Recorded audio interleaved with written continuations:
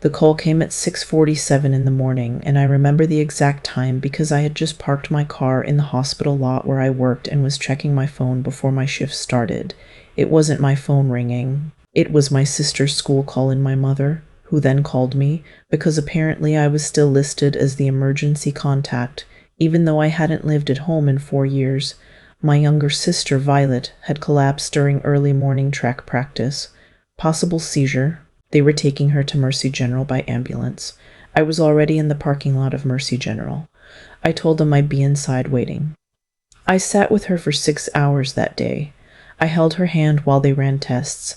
I called her coach. I called her best friend's mom. I got her a blanket from the supply closet because the ER was freezing and nobody had brought her anything from home. My parents showed up at 2:30 in the afternoon. My mother walked in, looked at Violet, said, "Oh, she looks fine," and then looked at me like I was the one who had overreacted. That was 3 years before everything fell apart.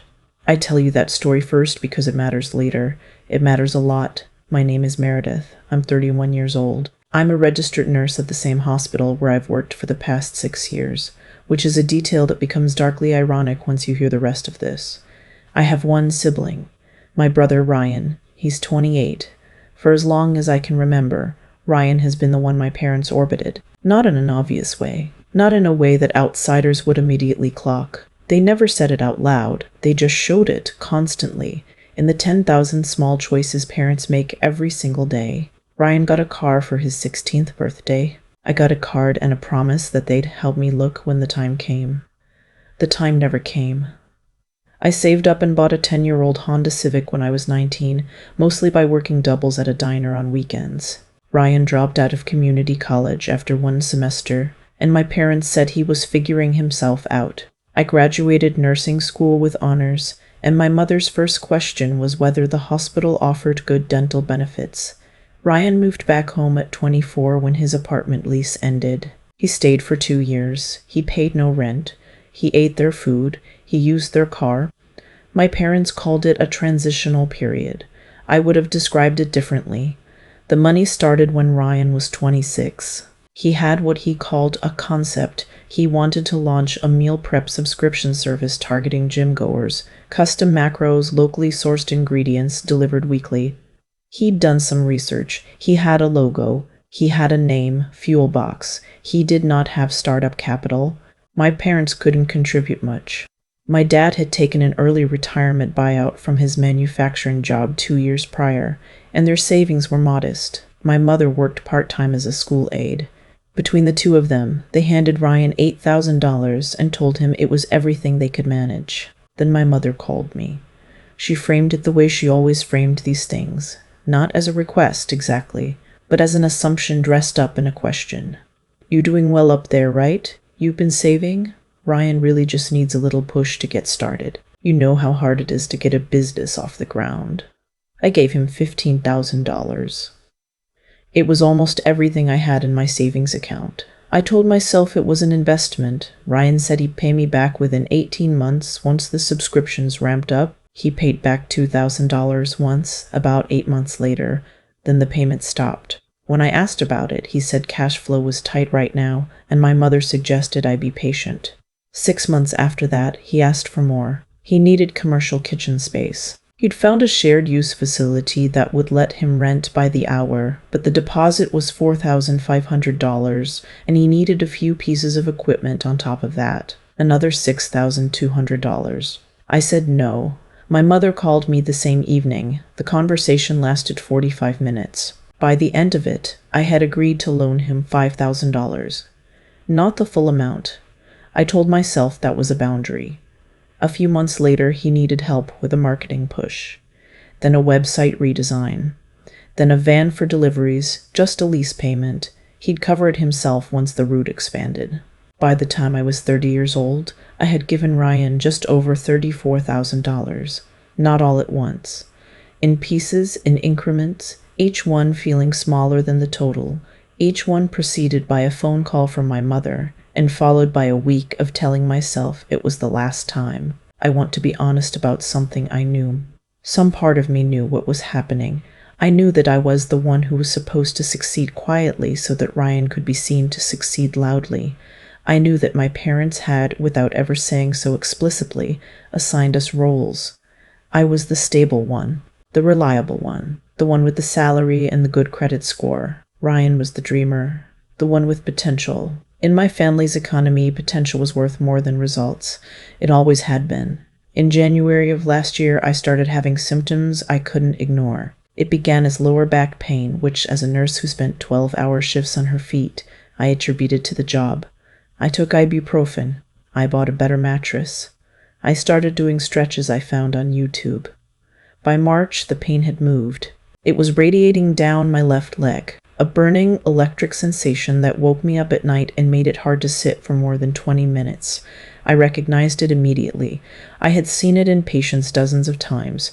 I went to my own doctor, who referred me to a spine specialist who ordered an MRI. The result came back showing a significant disc herniation at L4-L5, with nerve compression severe enough that conservative treatment was unlikely to resolve it.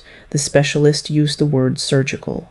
I sat in his office and nodded like I was hearing about someone else's spine. The surgery was scheduled for a Thursday morning in April. A microdiscectomy outpatient in theory, but given the severity of the compression, my surgeon wanted to keep me at least one night for observation, possibly 2. I would need someone to drive me home. I would need help for at least the first week, getting in and out of bed, meals, medications, follow-up appointment. I called my mother on a Sunday night, 10 days before the surgery. I told her what was happening. I explained the procedure. I told her what I would need. She said, "Oh, honey, that's serious. Of course we'll be there." I exhaled. I actually felt my shoulders drop.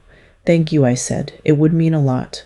What I didn't know when I made that phone call was that 2 days earlier, Ryan had booked a venue. He had pivoted. Fuelbox hadn't exactly failed, but it hadn't scaled the way he'd imagined, and he had a new idea.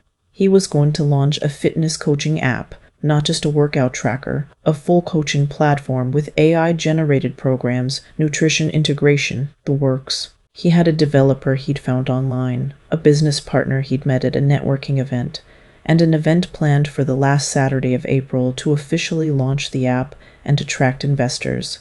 The launch party was in Austin. Ryan lived in Columbus. My parents lived 40 minutes outside of Columbus in the same house they'd owned for 23 years. Austin is a 14-hour drive or a 2-hour flight. My surgery was on a Thursday. Ryan's launch party was on a Saturday. I found out about the conflict 9 days before my procedure, when my mother called to ask if I could push my surgery by a week. She said it in the same tone she used to ask if I could move Thanksgiving by a day, because Ryan had a thing. I told her I couldn't reschedule. The operating room was booked. My surgeon had a specific window. I had already taken the time off work. She said she understood. She said they would figure it out. She called back 2 days later. She had a plan. She and my father would drive up the night before my surgery. I was about 4 hours from their house, stay through Thursday, make sure I was settled, and then drive down to Columbus and fly to Austin on Friday morning. They'd be back Sunday. By the time they landed and made the drive, it would be Sunday evening. They'd check in on me then. That gives you almost 4 days to recover before we need to get back to our routines, my mother said. You should be feeling more stable by then. I was quiet for a moment. Mom, I said slowly, I'm having spine surgery. I'm going to be on bed rest for at least a week. I need someone here. You'll be home. You'll have everything you need. You can call us any time. That's not the same as someone being here. Meredith. And her voice shifted into the tone I had heard my entire life, the tone that meant the conversation was essentially over. This is a huge moment for your brother. He's worked so hard for this. We can't not be there. I did not say what I wanted to say. I said I had to go, and I hung up. I sat at my kitchen table for a long time after that. I had a coworker, Stephanie, who said she could check on me after her shift on Thursday. My neighbor across the hall said she could help with groceries. I built myself a small patchwork safety net out of people who owed me nothing. My parents arrived Wednesday evening. My mother made soup. My father watched TV. They came to the hospital Thursday morning, waited during the procedure, were there when I woke up in recovery. My mother squeezed my hand and said, "You did great." My father said I looked pale. They left at 8:15 Friday morning. I watched them go from my hospital bed, where I had been moved the night before for overnight monitoring. My surgeon had decided to keep me an extra night due to some post-operative inflammation. I had texted my parents the night before to let them know. My mother replied with a thumbs-up emoji. I was discharged Friday afternoon. Stephanie picked me up. She helped me get into my apartment, set up my medications, and stayed for 2 hours before she had to get back to her own family. My neighbor brought me a casserole. I ate half of it lying on my side because sitting upright was still excruciating. My mother texted Friday evening, "How are you feeling? Ryan's venue is gorgeous."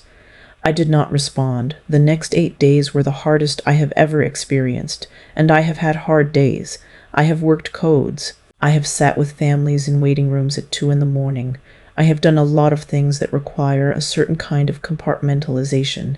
Being sick and alone is different. There is no professional mode to slip into. There's just you and the pain and the very specific silence of an apartment where no one is going to knock on the door. Stephanie checked on me twice more that first week.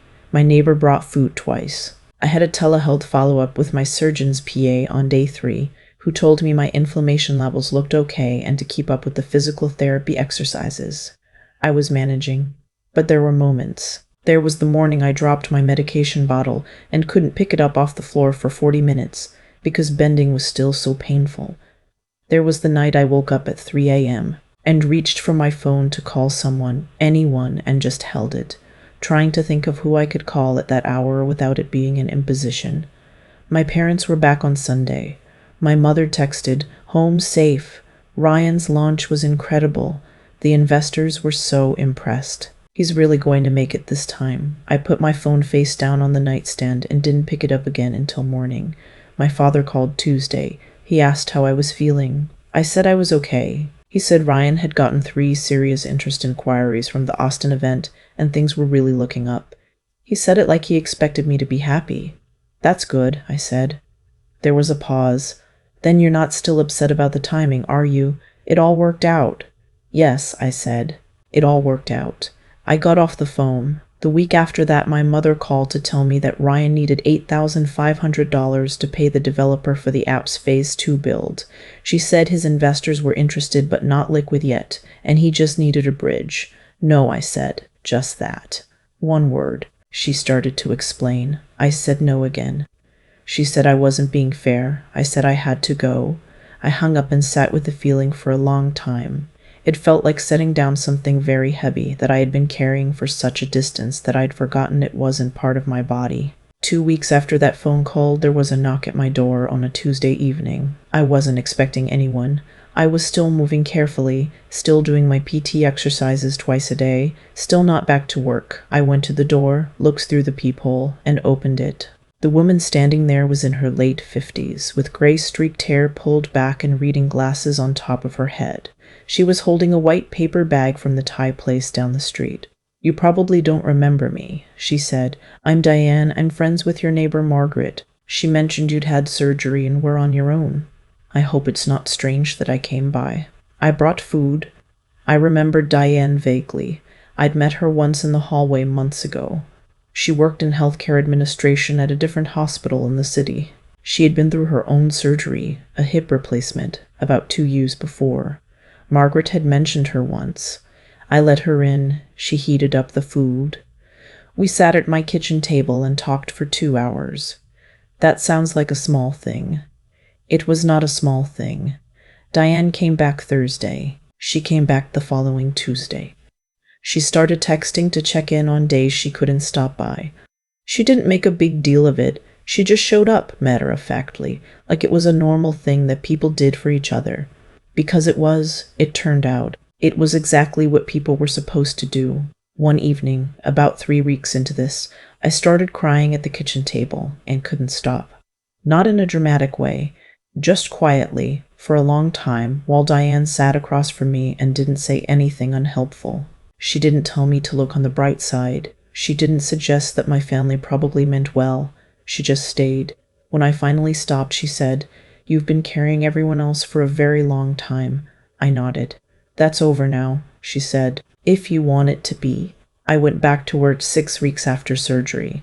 My first shift back, one of the charge nurses hugged me and said she was glad I was back. My patients that day were an elderly man recovering from knee replacement and a young woman who had just had an appendectomy and was terrified. I held the young woman's hand when she cried. I told her the first day was the hardest. I meant it. On my break, I went to the family lounge, the one with the bad vending machine and the window that looks out over the parking garage, and I sat there alone for 20 minutes and did not call anyone. I just sat. I had been thinking, during those weeks of recovery, about what I actually wanted to do. Not in a big abstract way, not what does Meredith want from her life, but practically, specifically. I wanted to stop giving Ryan money. I had already done that. It turned out one conversation was enough. I wanted to stop answering my mother's calls on the first ring. I started letting them go to voicemail sometimes, then more than sometimes. I wanted to stop explaining myself to people who had already decided my role. I didn't make any dramatic declarations. I didn't write a letter. I didn't have a confrontation. I just started slowly changing the terms. I stopped volunteering information about my finances. I stopped making myself available at all hours. I stopped apologizing for not being more enthusiastic about Ryan's updates. My mother noticed within about 6 weeks. She called and said I seemed distant. She asked if something was wrong. I said no, I was just busy. She asked if I was still upset about the surgery timing. I said I was past it. That was partly true. I was past the acute part of it, the raw, disbelieving anger of those first nights alone. What remained was something quieter and more final, a kind of clarity about what had been confirmed. My parents were not bad people. I want to say that clearly because it's true and because these things are rarely simple. They loved Ryan and they loved me in whatever way they were capable of, but they had made their choices over 31 years, one small choice at a time, and those choices had built something, a structure, a set of expectations that everyone understood implicitly. In that structure, my job was to be stable so that Ryan could be supported. My needs were manageable because I was capable. His needs were urgent because he was fragile. I had spent my entire adult life funding a story I hadn't written and wasn't the hero of. I was done. About 4 months after my surgery, Diane mentioned that a unit manager position was opening at her hospital. The hours were better than floor nursing. The pay was higher. It was something she thought I'd be good at, based on conversations we'd had. She offered to put in a word. I applied. I got an interview. I got the job. I started 3 months later. It was hard in the beginning. The transition from bedside nursing to administrative work involves a different kind of exhaustion. But it was good. It was mine. Around the same time, I started seriously looking at buying a place. I had been renting for 6 years and putting off the idea of buying because I kept thinking I didn't have enough saved.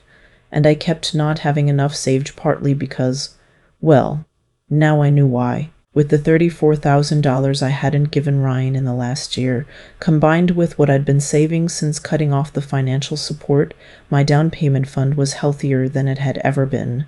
It was still going to be tight. It was still going to be the biggest financial decision of my life. But it was possible in a way it had never been before. I bought a 2-bedroom condo in March, 11 floors up, a small balcony, a parking spot in the garage. I signed the papers on a Tuesday afternoon and then drove to Diane's apartment, and she opened a bottle of wine and we sat on her couch and didn't make it a big thing. But it was a big thing. It was the first thing I had ever owned that no one could ask me to give a piece of to someone else. Ryan's app launched in October. I know this because my mother texted me about it. The investors from Austin had come through. Not all of them, but enough. He had a real product. He was genuinely proud. I texted back, "That's great. Congrats to him." And I meant it, in the way you can mean something without it requiring anything from you. I wanted Ryan to succeed. I just no longer needed to fund it. My father had a health scare in the fall, a cardiac event. Not a heart attack exactly, but close enough that he spent 2 days in the hospital and came home with new medications and instructions to reduce his stress. My mother called me. I called the cardiologist's office the next morning and asked some clinical questions, and then I sent my father a card and called to check in. I did not fly home. I did not rearrange my schedule. I made sure he had good medical information, and I let him know I cared. My mother seemed to expect more. I could hear it in the pauses when we talked on the phone. She didn't say it outright, but the implication was there. In a crisis, you show up. That was the rule.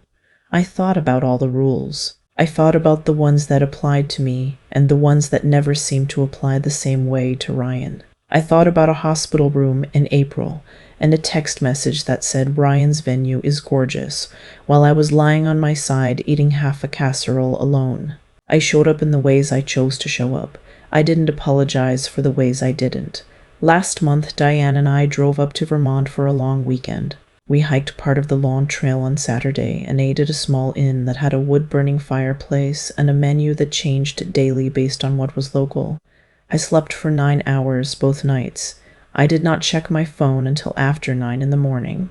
On the drive back, somewhere in western Massachusetts with the trees still holding the last of their fall color, I thought about the version of myself who had emptied her savings at 27 to hand her brother a chance he hadn't earned.